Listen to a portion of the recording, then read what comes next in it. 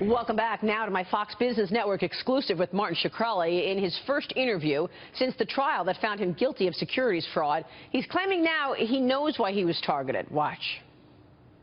So do you think you were targeted for securities fraud because of the controversy that came before about you raising the price of Daraprim? In fact, the SEC told me so, which is really remarkable.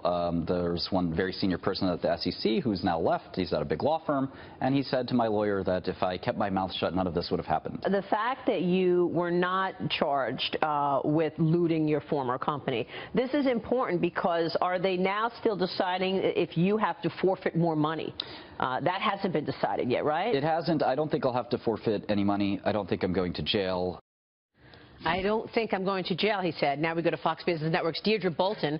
Deirdre, great to see you. Welcome back. Thank you very much. It's been a while, and the whole network is thrilled that you're back. Oh, Maria, thank you so much. I am so happy to be here with colleagues. I appreciate doing a job that I love in a supportive company, and you, all of you, have been so supportive. Viewers as well, saying, what happened? Where have you been? So long story short, I had a freak accident this summer playing baseball with my family. I sustained an injury that took a lot longer than even I anticipated to come back from, but I am so happy to be here. I am so happy to be back doing the news, watching the news. I saw that fantastic interview. Shkreli, I mean, saying he's not going to jail, that basically he had a big mouth. So his lawyer obviously has to be very talented, but I just out of curiosity wanted to look at drug prices. You know this, they have actually underperformed the S&P 500 year to date, if you take a look, on a 12-month basis as well. But since Donald Trump was elected, have actually outperformed.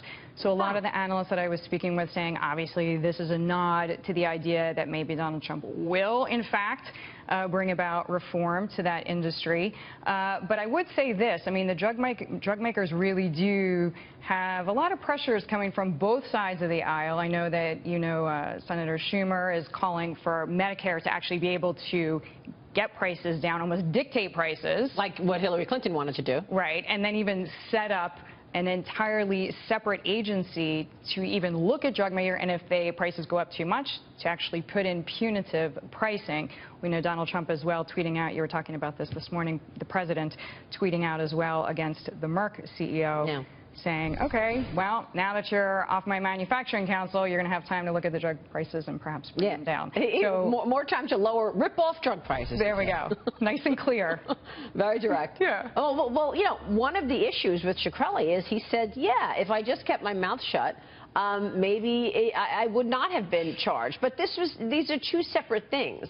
But look, they are two separate things. He definitely annoyed a lot of people. He certainly did, and I mean, you've been covering it, that 5,000% increase on that AIDS treatment drug.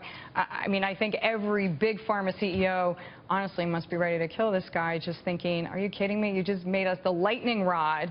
And of course, as you sit down often with these CEOs, you know what they say, which is, hey, listen, these drugs cost a lot of money because the R&D, the research and development, costs us a lot of money. So our first pill costs us almost $1 billion to develop, and then we have to pass that along someplace because we are, after all, a business. Right, exactly. And now, with the president tweeting back at the CEO of Merck, you have time to lower prices. It's more sort of in the face of everybody. Are we going to see government intervention on this? Yeah. And that's what Chuck Schumer wants to do, as you just reported. Yeah, so we will see. So if you're an investor, just be mindful of the fact that the healthcare group drug stocks have already outperformed wildly performing S&P 500 since November. Oh, we'll see what happens next. Exactly. Exactly. Deirdre, great to see you. Thank you. Thanks so much. Deirdre Bolton back in her seat where we want her.